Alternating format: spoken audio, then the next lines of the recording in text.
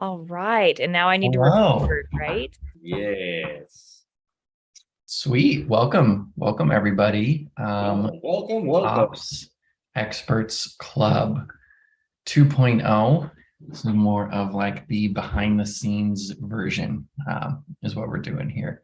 Last week we had a really nice guest, Kimberly, with Rainmaker Family, one of an excellent client of ours that we all love to do lots of different work with. I know everybody on the call here has been doing work with them all week. In fact, why don't we just start there, Savannah? I know you've been with them for a bit now. What kind of stuff you've been doing?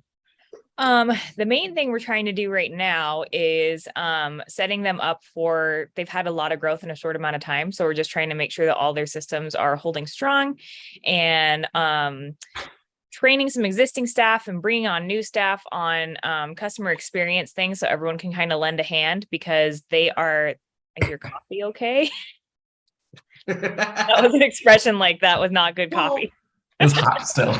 Okay. Too So hot. yeah, so lots of customer experience stuff and then setting up trying to get as many automations in place so that the system can do stuff for them so that they don't have to rely completely on humans, but obviously there's no getting around that when it's specific product questions. So Mhm. It's such a huge push right now. Like they are, I mean, I don't exploding is a little bit of an overused term, but their growth is crazy right now. I feel like they're like holding on by the reins at this point. we're Mhm. hiring like 3 people just for like the customer experience side of sales and customer experience, like actual customer experience.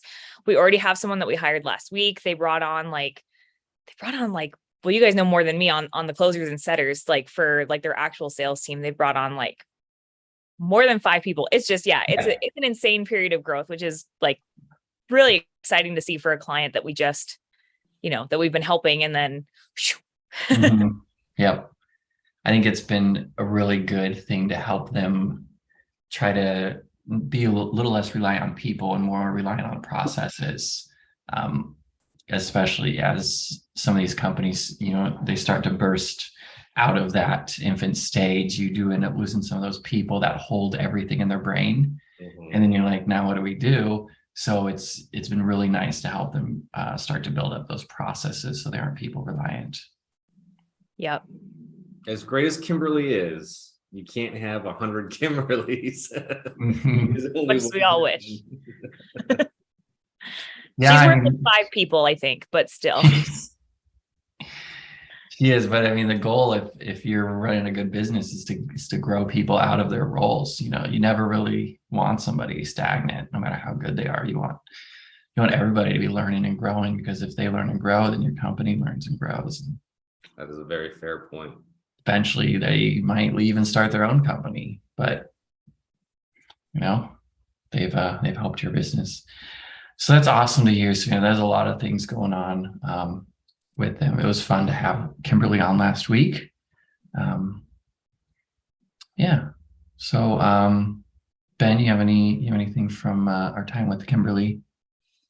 Biggest takeaways. Biggest takeaways with Kimberly. I would say, I mean, it was just impressive. I was mostly impressed just in her growth, like her sort of meteoric rise inside Rainmakers. I mean, I always say whenever we talk about Kimberly, that she just like exudes operations. Like if you were to see her randomly in a grocery store, be like, that's somebody who's probably in operations. Mhm. Has that air about her. So it's not surprising that that she's done so well inside Rainmakers. It's I would be surprised actually if it was the opposite. But just the fact of how quickly she's come up within Rainmakers, I think that's a big testament to Stephen and Chelsea Diaz too. Just and them recognizing like, holy crap, this person is somebody that we need on our team and leading our teams and coordinating everything within our organization. So big kudos to them on sort of spotting that in her. But I think, yeah, just I was so impressed in how she came into the organization and basically just started at the bottom and just skyrocketed to the top. And learning along the way, that was the biggest thing. Is like, I think we talked about how like there's not really I mean, you can go to school for operations, or you can go to, business school, but there's nothing like just starting at the bottom and just learning the ins and outs of a company on your way up and learning as you go. Because there is no, Zapier University. There is no, automation. All like you have a problem and then you're like, okay, how can I fix this problem? And so for her to go from like, figuring that out, and then all of a sudden, she's leading these operations teams, it was really impressive. So not surprising at all, but very impressive. Yeah, but if there was a school for it, what would that be called? Zap you. Or the other school we talked about. Oh. The School of Hard Ops. Yeah. Here we go. Might not be a tagline for the masterclass, but we got it in here. Oh man, that's a good one. School of Hard Ops. I was also thinking yesterday, as I was thinking about more names for our upcoming masterclass, I was like, what we kind of do, like we're like the F around and find out. That's kind of how we learn what we do. Yeah, I mean, I don't even know how many hours I've spent in Zapier going, why doesn't this work? Why doesn't this work? Why doesn't Oh, and now I've learned a new skill. Yeah, I have like 4 different draft zaps that I've been trying to like, and I know in my heart of hearts that I'm asking too much of Zapier, but I'm like, you're Zapier, you can do it. Like we can figure it out, but I'm still not there. It's possible. I think one of the things to reflect on what Ben said was you see a lot of these companies we've worked with, they do have a lot of the internal teams that have started out as fans first. They're actual customers, people that have gone through, that have succeeded, that really believe in the company from beginning to end, and are like, oh my gosh, this works, and are now such an advocate for it. They're hired by the company and they're helping the company do better because they want to see more people being reached. And what a better way to get people behind your vision than people who have experienced it personally. I mean, you're not going to have a hard time getting them on board. Mm-hmm. I also love what she said though about not being afraid to push back. Because I think that that's a problem sometimes with hiring your fans, is that they're so behind what you're doing that they're starry-eyed and they're not going to say no. And I know she was talking about how important it is to be a yes person, but at the same time, like trusting your gut and like speaking up when you think something's not going to go right. Mm-hmm. Sorry, Ben, I cut you off. No, I was just gonna say it harkens back to the old my old days in the coffee world. We always said like your best employees are found at the drive-through window. Like, especially in the world of coffee, it's like you always see the same people. I mean, you saw the same faces like 5 days a week. And our best employees were like those, 20-year-old kids that came through every morning, like, can I please work here? Can I please work here? Can I please work here? You're like, sure, why not? You got a job. But they love the company so much that when you hire them, they already know the culture. And it's the same in the online world. They know the culture, they know your vision, they know what you're about. They love everything about it. It's not like pulling teeth, but like, would you come work for us? And like, please, I come work for you. I mean, I guess if you're a good company, if you're a bad company, then that's an issue. But if you can get those raving fans, they turn into raving employees too, which is great. And if they know your vision, and if you're a good company, then that's just going to make a great employee, somebody who's going to want to stick around in your company and make it better. So I think Rainmakers has done that quite well. It's a really good ops experts tip too for people that are hiring right now, because it's really hard in the hiring realm. And I think that people who are just like putting ads out in ZipRecruiter and LinkedIn, like they're having a harder time right now finding the people that they want. So I feel like that's a good, like, look at your customers and people that you interact with a lot. It does kind of seem like in the online space, that's sort of a thing that I guess in the brick and mortar world, like that was like bread and butter for us. Like we knew, like if we had somebody who came through all the time, we'd offer them a job if we needed something. But it seems like in the online space, like the default is like, let's go to Indeed, or let's go to ZipRecruiter. Let's go, recruit somebody from a hiring website, instead of like first looking like, okay, who are our top customers? Who love, purchasing from us the most, or who loves our product the most? maybe we go offer them a job or just have a phone call, be like, what do you do? Do you like what you do? Want to come work for us? Poach him. Exactly. Yeah. Yeah, we've seen it a few times where people take the job posting to their community first. And sometimes that's all it is. Just hold off 2 weeks on posting it, take it to your community, let people apply. You don't see anything, then post it online. Mm-hmm.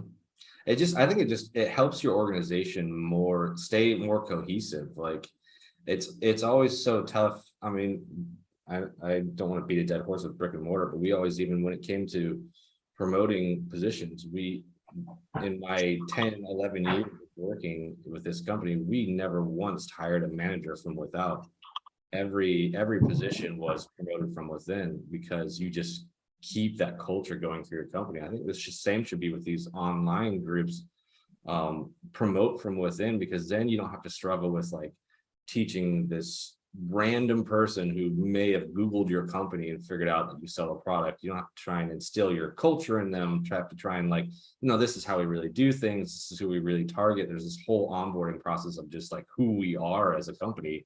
Whereas if you could, hire and promote from within your community, they already know everything about your company. So it's just like, here's an SOP on what to do. Yeah. Like they're already onboarded, and that takes a lot of time. Mm-hmm. Yeah, it's one of the hardest things to really hire for is the belief in the company, that vision, that they're already on board, they're already in the boat. Now you're just trying to give them the correct seat so they can help paddle it forward. That's like, a huge up level when you're hiring. Taryn threw that out there because I hate that word. I've got my real word sticky note right here of things to hit today. I hit School of Hard Ops, I hit up level. I have not hit Ted Lasso yet. So, well, you're using some really good nomenclature that we've been talking about in several meetings. So, ooh, we'll circle back on Ted Lasso. Wow. Actually, can I take a second, because I have some Ted Lasso news that is not related to ops at all, but is exciting. What's the soccer, the international soccer, or maybe it's just European, but they make a video game. Is it FIFA? So they, for their newer version of the game, have decided to include Coach Lasso and I think Coach Beard, which is his second coach, as an option for your team when you're building your team to play the game. They are putting them in the video game. That's hilarious. Like, that's how important Ted Lasso is to the world. Which means actually there's probably a new season coming out right around the corner with that game then. I think it might be in December. I'll have to look it up, let Aaron know, because oh, that's funny. I can't tell if Aaron's Taryn. I thought Taryn was frozen, or he was just thinking like I'm just in contemplation about Ted Lasso still. Like, should I watch it? Am I gonna? I mean, you could wait until this next season comes out and you just binge the first two, and then you're right into the last one. The last one. I don't see Taryn as a binger though. Are you a binger? It takes me what? It took me like 6 months to watch all the Stranger Things so I could be caught up to now. So that was a 6-month binge. So now I can watch the new one. Now you've got all of 2023 planned out now. There you go. I'm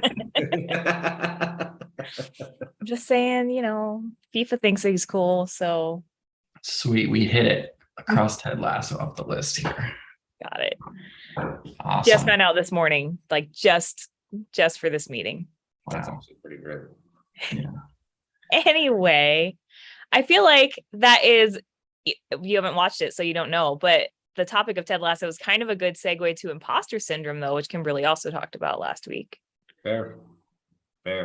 What's also funny about imposter syndrome, I don't know if it's just something in the air, but I got an email for John Acuff's weekly podcast, and it was imposter syndrome. And then got an email for Hal Elrod's weekly podcast. It was like overcoming imposter syndrome. Interesting. So technically ours was up first. These all came after us. So I don't know if we're just setting a trend, but those were also probably recorded a month ago. Maybe probably. Maybe it's because all of these businesses are just, growing so much. I think that's a big part of it too. When you grow so quickly, so much, like you grow and then the rest of you catches up and you go, oh, wait a minute. There's got to be somebody else who could be doing this better. like, what in the heck am I doing? Yeah, you're just like learning on the run. I think that was the biggest thing that I realized was like learning on the run with the collab team. When I first started, I was like, no, I think Aaron made a mistake. There should be somebody else doing this. But you just learn so fast, and you take a breath. Holy crap! What did I just do for the last 6 months? But yeah, I mean, it could be. I think it's because all these companies are growing so quickly. You've got all these people growing so fast, and they're taking breathers, going, am I the person who can do this? Yeah, because you don't really have a choice but to just do it. And then yeah, someone comes to you and is just like, hey, I need you to do this thing. And you're like, I've never done that thing before. And so you have to kind of, you have to think about it outside of yourself and just look at what you've done so far and be like, okay, well, I figured all that out. So I guess I can figure this out. Right. It's really just like a belief in yourself at that point. And you just got to believe you really are standing where you are. You made it there. And if you're looking in like a physical environment, if you're climbing up a mountain and you made it halfway up, you can look out and see, okay, yeah, I did make it halfway up. I can see. But when we're working in businesses and on things that aren't like very physically there, it is a lot easier to fall into that because you can't just look around. You can see something you've done. You're almost just having to believe that you have made it to this point. Yeah, that's a fair point. That analogy actually makes me think of a time when I was still living in Washington and I decided I want to go take a hike by myself, which is dumb. I don't know why I thought I was going to do that because they warn you not to do that, but I was like, it's fine. It's close to my house. And the thing said that it was a 2-mile hike, and it was like 2 miles, like all like this and like and I was completely out of shape. And so I got like halfway up this mountain, and then there was a tree that had like a slight bend in it, and I remember I was just like hugging this tree, and I was like, well, I could just let myself roll down or I could keep climbing to the top. And I did make it to the top, but yeah, I feel like that sometimes in doing what we're doing, where you get like partway through something and you're like, I don't know if I'm actually capable of pulling this over the finish line, but I guess the opposite is like losing my job or failing really bad, so I'm just gonna keep going. It's funny. It's always such an internal thing, because like from the outside in, everybody's always looking at you going, wow, they've really got it together. They're doing great. Like if I was to look at Kimberly, I would not be like, well, there's somebody better for her position. I'd be like, no, Kimberly is the best person in that position. But it's always like when you're like internally, you're like, I don't think I could do this. On the outside, everybody's like, holy cow, who else could do that? It's so funny. You never like you're always the last person to have the most faith in yourself. Everybody else is like, man, it's a good thing we got them. You're like, don't look at me. Don't assign me anything else. Yeah, it's my favorite GIF I always give to people is from that show, The IT Crowd, where it's like he's sitting there at the computer and he looks over and the computer's on fire and he just goes back to work. Deal with that later. It's fine. I can solve this. It's true. It's really all it is just saying, I can solve this, or I can figure out how to solve it, or it's just unsolvable. It's one of those three. Task management does make that like easier and harder too. Just because when you get like a lot of tough requests, it can make it seem like it feels like everything's a lot bigger than it is. And then so if you like can work out systems with like task management software, like I know Kimberly loves like Monday, and she's gotten their whole team onto Monday. We like Asana, just trying to like utilize those kind of things to help you set priorities. I feel like that helps a little bit with the imposter syndrome too, because you're breaking it into those like little bite-sized chunks. So it's like, I can't do all of this. Oh, I can do this though. And that computer on fire, that's tomorrow Savannah's problem. Tomorrow's task. That's actually a really good segue. Nice, Savannah, into something that we've started at here at the Collab team is whenever we have L10s with all of our, because we run L10s with all of our clients, those deliverables, we actually started pulling out and placing those into Asana, because just thinking about like, okay, where are all of my deliverables from all of these meetings? I can't even remember, and the meeting sums up to you're like, oh crap, I didn't do that. Like taking all of your deliverables and just plopping them into your project management system, so you can actually keep track of like, oh yeah, this is what I was supposed to do for this person and for that person, and then just assigning out dates that aren't all the same date. I'm We're like guilty. staggering them. So if I have like 5 projects that are due, 5 days, in a row, it's a lot easier to bite off than like 5 projects all due tomorrow. Yeah. Way easier to Oh, do. yeah. Yeah, like if I don't have tasks all in one place, like out of sight, out of mind, like I will completely not do the thing, or I'll be trying to do it 10 minutes before the meeting starts because, oh my gosh, that was, yeah. I mean, tracking metrics is huge. That's why so many things try to gamify things for you. We're all counting steps. We're all seeing how well we're doing in different areas. There's so many great things going on with the brain as soon as you start tracking metrics. And when I log into my Asana and I see like I've got 5 past due and they're all red, and it gives me a little anxiety. But then we get our weekly report at our L10 meeting. It's like, oh, I completed 42 tasks last week. You get okay, I've got 5 I'm past due on. I'm fine. I'm fine.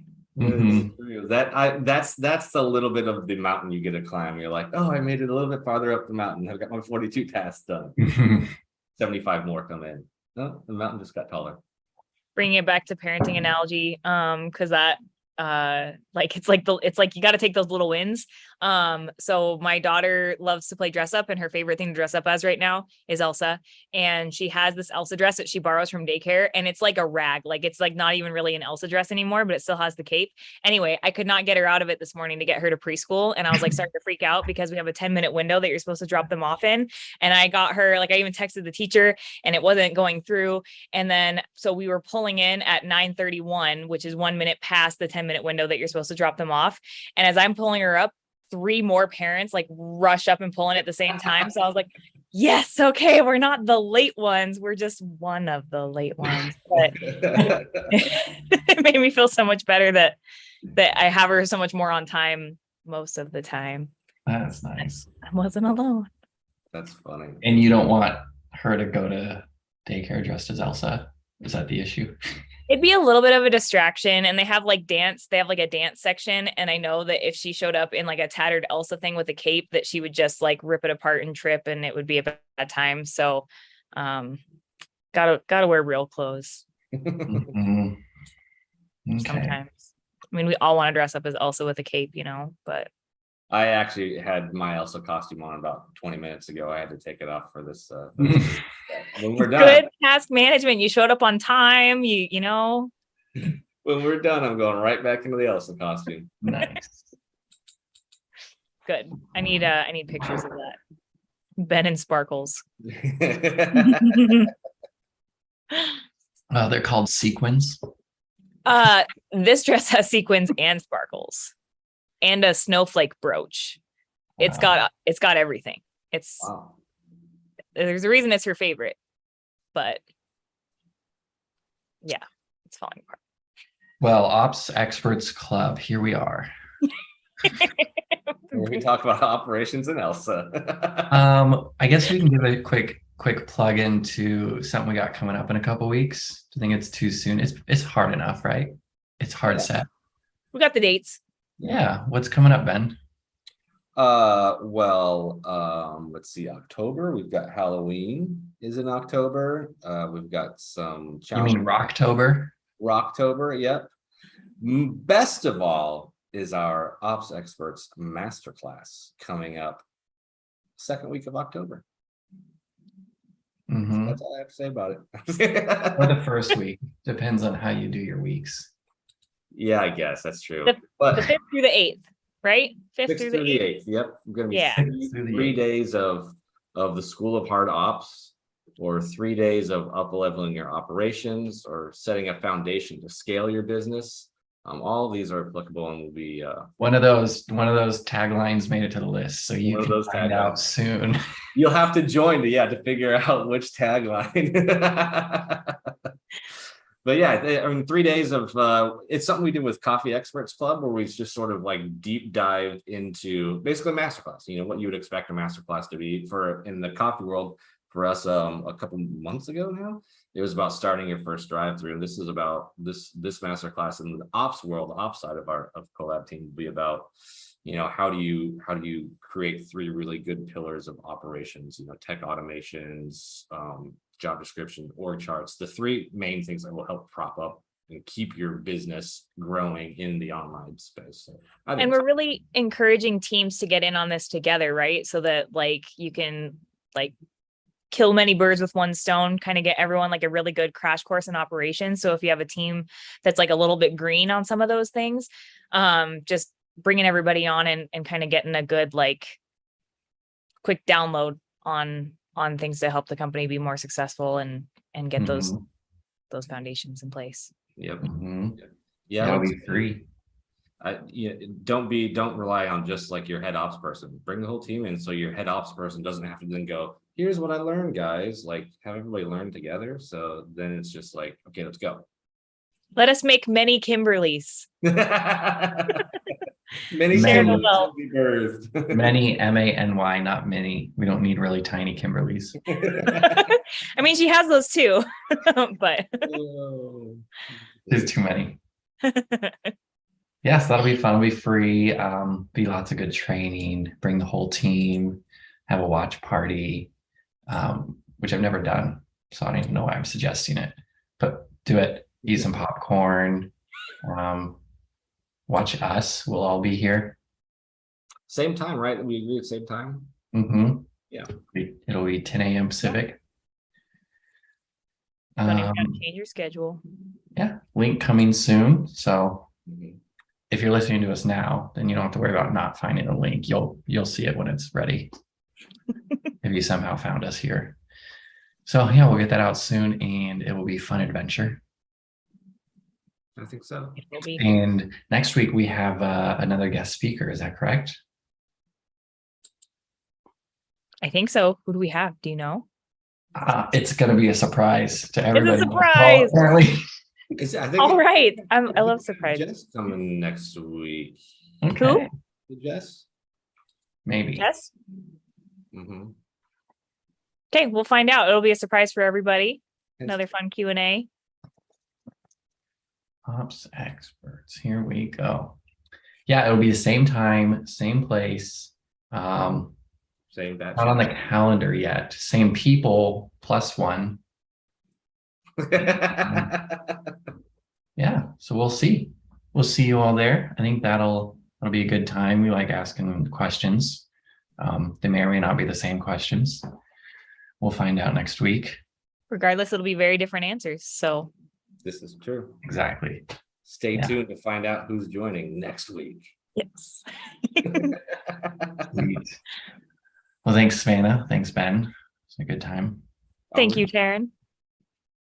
Yeah. Okay, bye. See you next week, guys. Bye.